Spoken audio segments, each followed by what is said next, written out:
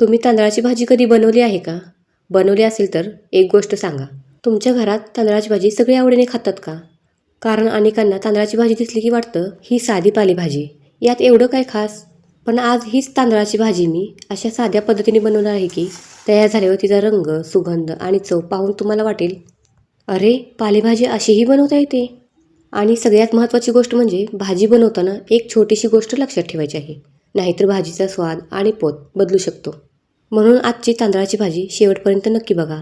आणि चला रेसिपीला सुरुवात करूया. सगळ्यात आधी तांदळाची भाजी स्वच्छ निवडून घेऊया. पालेभाजी करताना सगळ्यात महत्त्वाचं म्हणजे ती व्यवस्थित निवडणे आणि स्वच्छ धुणे. भाजीमधील जाड देठ, खराब पानं किंवा काही कचरा असेल तर तो काढून टाकायचा. आता ही भाजी स्वच्छ पाण्यात व्यवस्थित धुवून घेऊया. चला इथे आपण फोडणी घालूया. त्यासाठी गॅसवर मी कढई ठेवली आहे. कढई गरम झाली की त्यामध्ये तेल घालूया. तेल गरम झालं की त्यामध्ये मोहरी घालूया. तर इथे मी मोहरी घातलेली नाही आहे, मी जिरे घातले आहेत, मला जिरे आवडतात म्हणून. तर इथे मी छोटा चमचा जिरे घातले आहेत. तर जिरे आपले छान तडतडले की तुम्ही यामध्ये हिंग पण घालू शकता. आता यामध्ये घालूया हिरवी मिरची. तर ही मिरची मी बारीक अशी चिरून घेतलेली आहे.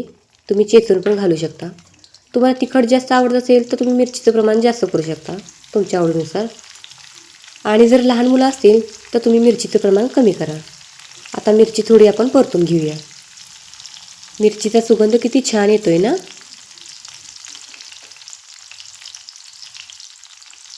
आता यामध्ये घालूया लसूण.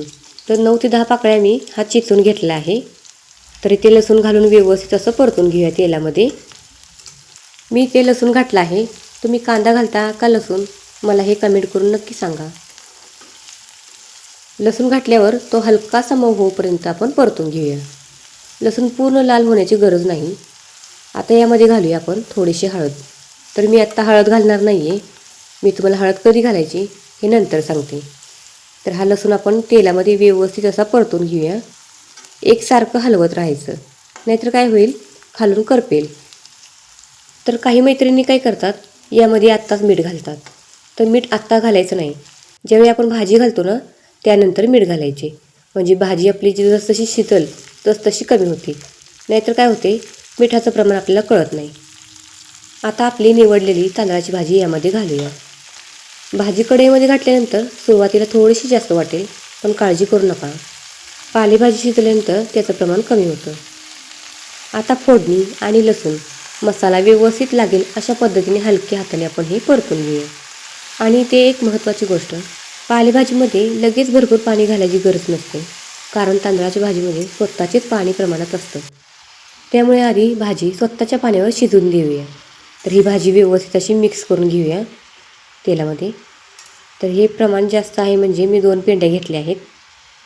तुम्ही हा व्हिडिओ कुठून पाहता कमेंट करून नक्की सांगा तुमच्या शहराचं नाव. आणि हो, तुम्ही ही भाजी कशी बनवता ते पण मला कमेंट करून नक्की सांगा. तुमच्या मुलांना ही भाजी आवडते का तेही सांगा.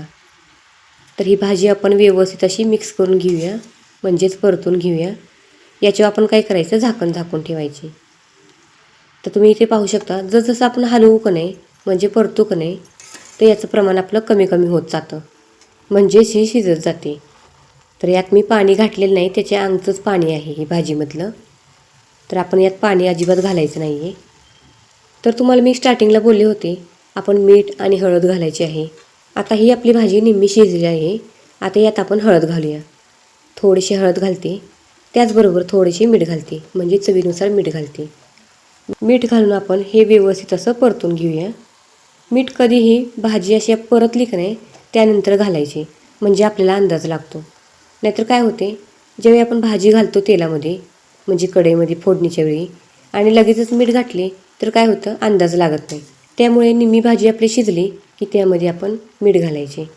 तर ते व्यवस्थित असं मिक्स करून घेतलं आहे. तर पाणी अजिबात मी घातलेलं नाही आहे, भाजीचं सुटलेलं आहे पाणी.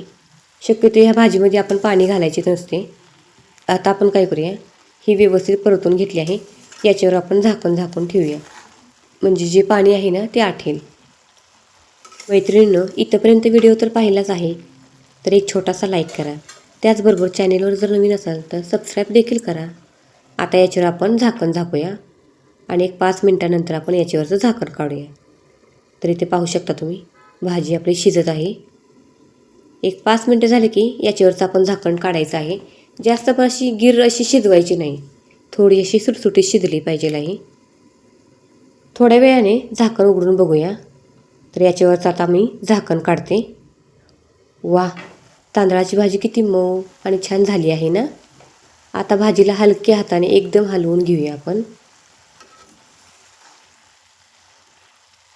तर इथे तुम्ही पहा, भाजीवर आपण झाकल्यामुळे भाजीला अजून पाणी सुटलं आहे आमचंच.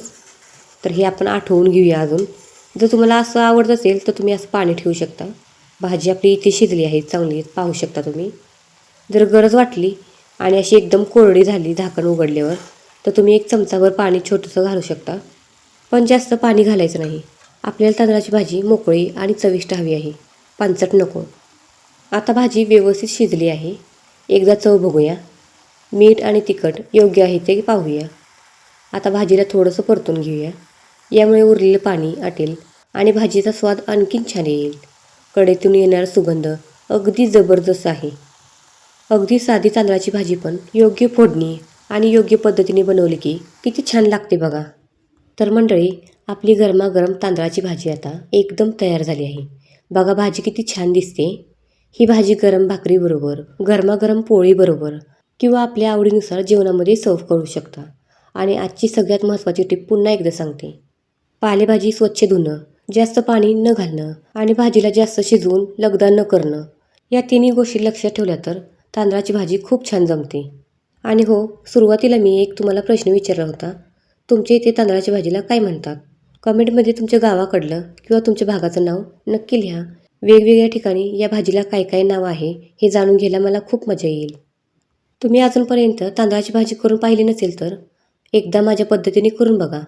रेसिपी आवडली असेल तर व्हिडिओला लाईक करा. सोनम्स रेसिपी चॅनेलला सबस्क्राईब देखील करा. हा व्हिडिओ तुमच्या नातेवाईक आणि मित्रमैत्रिणींना नक्की शेअर करा. अशा सोप्या, घरगुती आणि चविष्ट रेसिपीसाठी पुन्हा भेटूया. ही रेसिपी कशी वाटली मला कमेंट करून आवर्जून कळवा.